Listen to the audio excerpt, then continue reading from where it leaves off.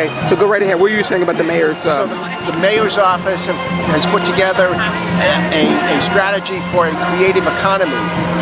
And that creative economy is not just artists, but it's also software developers. It's also the culinary arts, so that we're seeing art show up in many places, and in places that we don't always put together with being art.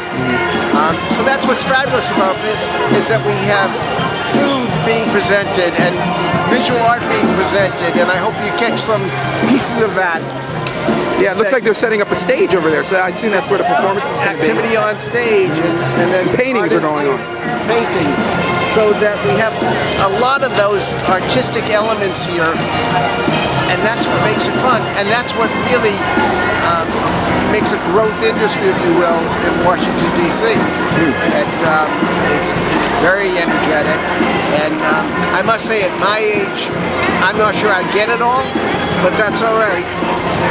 What is there to get? I mean, you can see, if you look behind us, it's a little bit of New York coming towards us. So there you go. This is Judith Terra, who's the chair of the Arts on Arts and Humanities, so you may want to do a quick... Can you give us an introduction? I would love to. I would first say Shimon Tova. Okay. Thank you.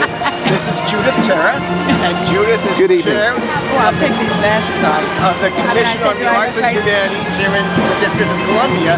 So she's here to view what's going on here, and she's really our biggest advocate for the arts in the city, and all that can happen, and just a great supporter of all that happens. And how many things, we were just talking about how many things are included in the arts today, and what that means to Washington and its creative economy. Well, exactly, Steve, because what we've been trying to do is to continue to create the concept of a creative economy, because I think for so long people never understood how much the arts and culture brought into the economy of the country and of different cities.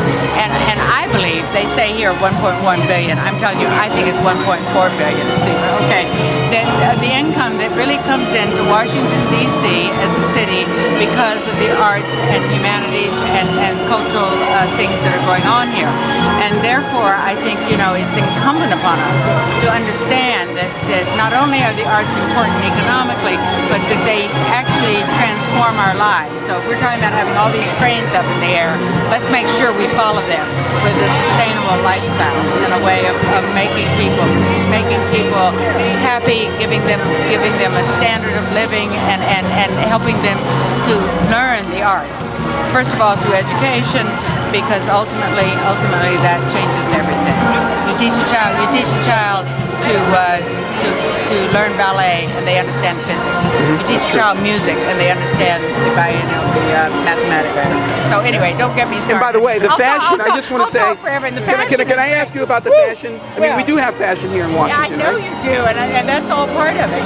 We have fashion, we have design, we have all sorts of things, and this is just me. There you go. Well said. And I think it's the beginning of Fashion Week. It is. Yeah, that's right. Twice yearly. Look at this girl. Yeah, speaking of fashion, NBC, ostrich, or whatever, the Peacock has nothing going on you. Like the Peacock. That's Put good. her out there, okay? She could be the peacock. There you go. There you go. Would you please give us a formal introduction as well? Oh, okay. I'm Jan Duplain, and I'm the embassy liaison at Cultural Tourism DC, and handle the Passport DC, the open house of all the embassies. We love the passport. Yeah. Well, we're in our 7th year. It's just grown and grown and grown. It's gotten so successful. I am so touched by it because it's a way of all of us learning about other countries and other cultures, faiths, dance, music, everything. Because when you go to those embassies, they're offering everything from food to hopefully the ambassador will be there. And it's an opportunity for people to really get inside these embassies that you drive by all the time and you see them from afar, but you don't go inside.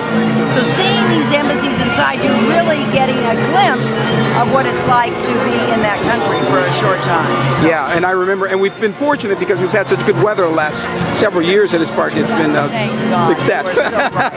Well, Todd, I'm glad to know you. I'll Thank give you my so card. much. Do you have a card?